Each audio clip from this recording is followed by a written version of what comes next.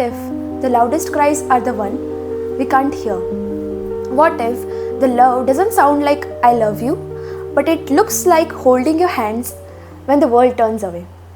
This is the world of Mumu, a film that doesn't traditionally tries to entertain you, but it tries to reach you through the silence, through the longing, and through the kind of love that never needs to be speak to be understood. Let's talk about quietest, rawest, and most beautifully unsettling film of 2025, Mumu. I Can Hear You, Papa.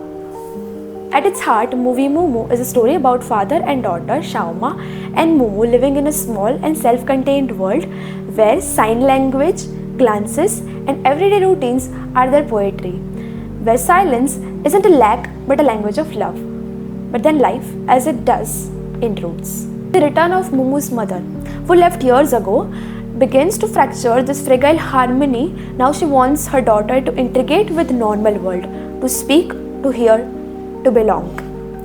Then comes the darker turns. Xiao Ma gets entangled with criminal gang exploiting the deaf community. Why? Because society gave him no safety net. Why? Because survival comes with condition. What begins as a slice of life narrative soon transforms into social tragedy. But it never becomes melodrama, it never screams, it signs. But somehow that hits even harder. Lilu'oan as Mumu. There are moments you forget that she is acting. Her performance isn't built on tears or a grand emotions, it's in her watching.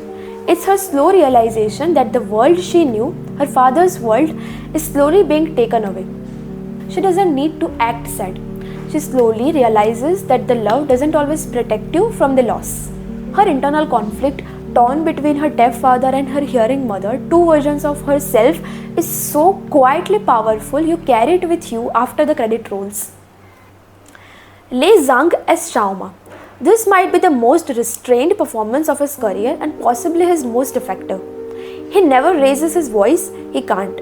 But the emotional weight he carries through every gesture, every breath, every pause in his signing is monumental. The director uses space like canvas, wide, still shots with quiet background, letting the characters move slowly, thoughtfully, almost as if the world around them is happening too loud.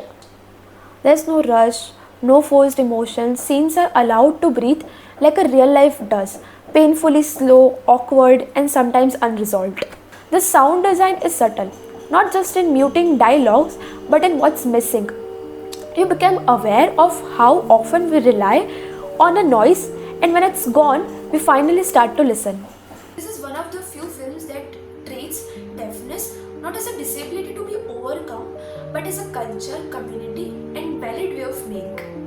Their interactions feels lived in, not staged. Their joys, emotions, frustrations, and jokes are theirs. They are not written for them, but from them. This film doesn't tell you what to think, it simply shows what this world feels like and lets the silence do the rest. Don't expect clean ending. Mumu doesn't tie everything with a bow. Life rarely does. But in its final moment, it gives you something more important than closure, the truth. Mumu is a film you feel, not just watch. It's slow, emotional, unraveling. But if you surrender to its pace, it will move you in a ways few films dare to try. If you believe cinema should challenge us, slow us down, and remind us of humanity beyond noises, then Mumu is not just a film, it's a gift. If you have ever felt unheard, if you loved someone silently, or if you are caught up between the two worlds that did not understand you, then Mumu might just be the mirror you didn't know you needed. Let me know what this movie made you feel. Drop your thoughts in the comments, and if you like this review, share it. Someone else might need this story too. And as always, thank you for listening, for caring, and for giving quiet films like this a space to be heard. Until next time, stay kind, stay curious, and never stop listening.